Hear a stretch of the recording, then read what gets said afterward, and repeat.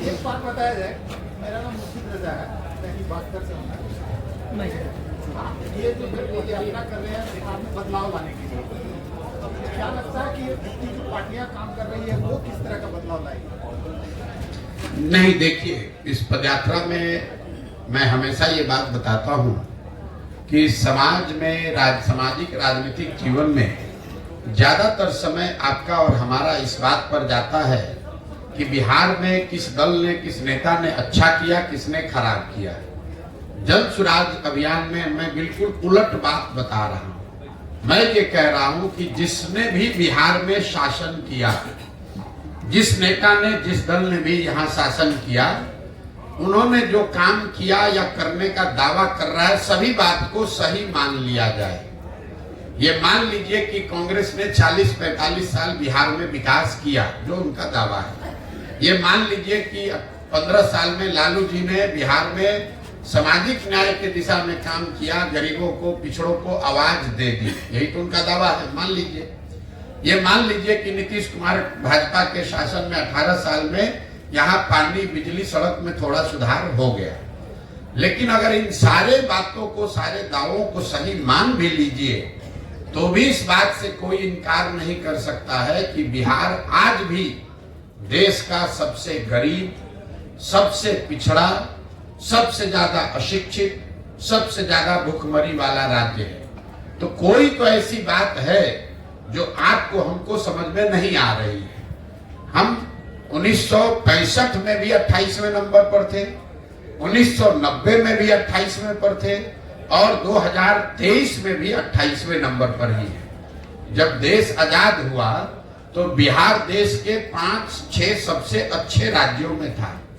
तमिलनाडु और बिहार बराबर के राज्य थे। आज बिहार 28वें नंबर पर है। तमिलनाडु बिहार से 6 गुना बड़ा राज्य बन गया। आज आपके बच्चे जाकर तमिलनाडु में नौकरी मजदूरी कर रहे हैं। कुछ तो ऐसी बात है, क्योंकि तमिलनाडु में भी वही देश का कानून, संविधान है जो बिहार में है।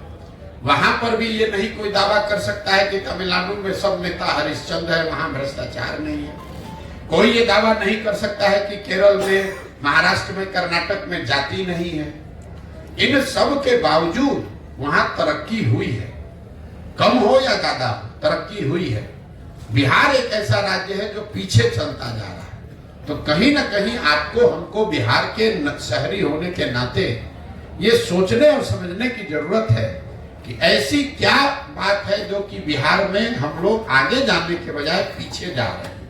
और मेरी जो अपनी समझ है, जो मैंने आपको बताया, इसकी वजह दलों और नेताओं में नहीं है, समाज में है। जब आपको, हमको अपने बच्चों की चिंता नहीं है तो कोई दल और नेता आपकी और हमारी चिंता क्यों करेगा? आप मोदी जी को देखिए। मोदी जी देश के प्रधानमंत्री हैं। वो गुजरात के भी प्रधानमंत्री हैं, बंगाल के भी प्रधानमंत्री हैं और बिहार के भी प्रधानमंत्री हैं। जब मोदी जी कल परसों बंगाल गए, वहां पर उन्होंने मेट्रो का उद्घाटन किया। अभी 2 दिन के बाद वो गुजरात जाएंगे, वहां सेमीकंडक्टर के फैक्ट्री का उद्घाटन करेंगे। कल मोदी जी बिहार आए थे, उन्होंने यहाँ जूट मिल, चीनी मिल की बात नहीं की। यहाँ पर वो क्या बात कर रहे हैं? लालू का डर दिखा रहे हैं कि हमको वोट नहीं दोगे, भाजपा को वोट नहीं दोगे, जंगल राज आ जाएगा। ये पूरे बिहार को हम 5 किलो अनाज खिला रहे हैं गरीबों को, इसलिए वोट दो। हमने मंदिर बना दिया, इसलिए वोट दो। मोदी जी वही हैं, लेकिन अलग अलग राज्य में अलग अलग तरीका लोग अपनाते हैं। क्यों? क्योंकि उनको भी मालूम है कि बिहार में लोग पढ़ाई और रोजगार नहीं मांग रहे हैं। बिहार में लोग 5 किलो अनाज मांग रहे हैं, हिंदू मुसलमान मांग रहे हैं, जाति मांग रहे हैं। तो आपको जातिगत जनगणना मिला। जो चीज आप लोकतंत्र में मांगेंगे वही तो मिलेगा। हम लोग इस पर चिंता करते हैं कि वोट किसको दिया जाए। मेरी अपनी 20 वर्ष की समझ है कि किसको आप वोट देते हैं ये जरूरी नहीं है।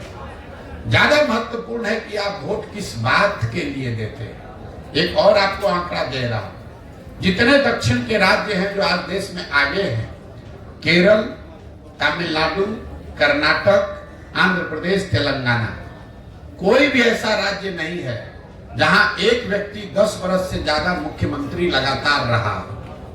लेकिन बिहार में आप देख लीजिए 32 बरस से लालू नीतीश, इसके आगे हम लोग देखने को तैयार ही नहीं है। ये इसलिए है कि जाति धर्म के नाम पर बंधुआ मजदूरी हो गई, एक आदमी बन गया, अब वो और उसके बच्चे ही यहाँ पर आगे चलाते रहेंगे। तो नई हवा, नई सोच, नया प्रयास हो नहीं रहा है। इसलिए नहीं हो रहा है कि समाज उसके लिए वोट नहीं कर रहा है। तो जब तक आप समाज में ये सुधार नहीं लाएंगे कि मेरे भाई तुम पाकिस्तान और पुलवामा के लिए वोट दे रहे हो, जबकि तुम्हारे बच्चे जाकर गुजरात में, तमिलनाडु में मजदूरी कर रहे हैं, तो तुम्हारा भला कैसे होगा। जितने मुसलमान समाज के लोग हैं, मैं 18 महीना से पैदल चल रहा हूँ, 5000 से ज्यादा गांव में जाने के बाद मैं रोज मंच से कहता हूँ कि दलितों के बाद सबसे ज्यादा गरीब, बदहाल, फटेहाल अगर कोई बिहार में है तो मुसलमान है। लेकिन 32 साल से मुसलमानों ने लालटेन का साथ नहीं छोड़ा है। इस 32 साल में मुसलमानों ने कभी ये नहीं पूछा लालटेन से कि आप सड़क मंत्री हैं तेजस्वी जी, हमारे गांव में सड़क क्यों नहीं बना। आप ग्रामीण कार्य मंत्री हैं, लेकिन हमारे गांव की नालियों गलियों की दुर्दशा क्यों है। आप स्वास्थ्य मंत्री थे, हमारे बच्चों के लिए अस्पताल, दवा, डॉक्टर क्यों नहीं है। आप शिक्षा मंत्री थे, हमारे बच्चों के लिए पढ़ाई क्यों नहीं। मुसलमान इन सारे परेशानियों के बावजूद जाकर उसी लालटेन को वोट दे रहा है। यही हाल भाजपा के वोटर का है। कोई नहीं पूछ रहा है मोदी जी से कि भाई आप देश में इतने बड़ी बड़ी बात कह रहे हैं, बिहार की बंद चीनी मिल, जूट मिल कब चालू होगी ये बताओ। आप बताइए, देश में कौन ऐसा उद्योगपति है जिसको अगर मोदी जी ये कह दे कि तुमको बिहार में जाकर चीनी मिल लगाना है, और उसका हिम्मत है कि वो कह दे कि नहीं लगाएंगे।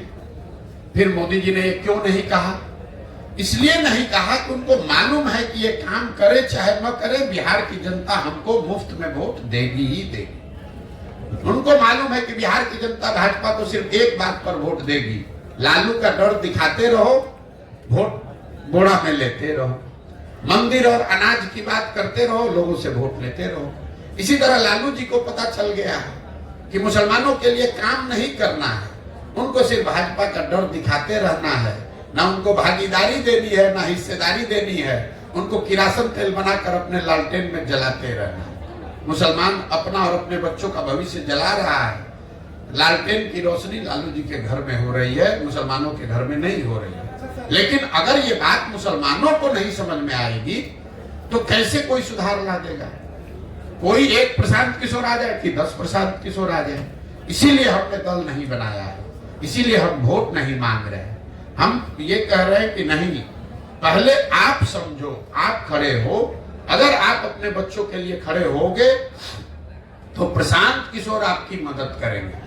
आपको लग रहा है कि हम कुछ नया काम कर रहे हैं, हम अपने दिमाग में वही काम कर रहे हैं जो पहले कर रहे थे।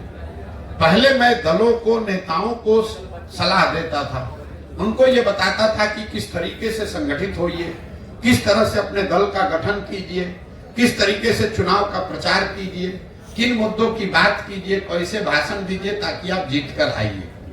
काम अभी भी मैं वही कर रहा हूं। अब दलों और नेताओं को छोड़ दिया, बिहार के गांव गांव जाकर लड़कों को, बच्चों को बता रहा हूं कि मेरे भाई तुम्हें नया दल चाहिए, ये 4-5 दलों ने तुमको और तुम्हारे बच्चों को ठगा है, तो तुम साथ में आओ।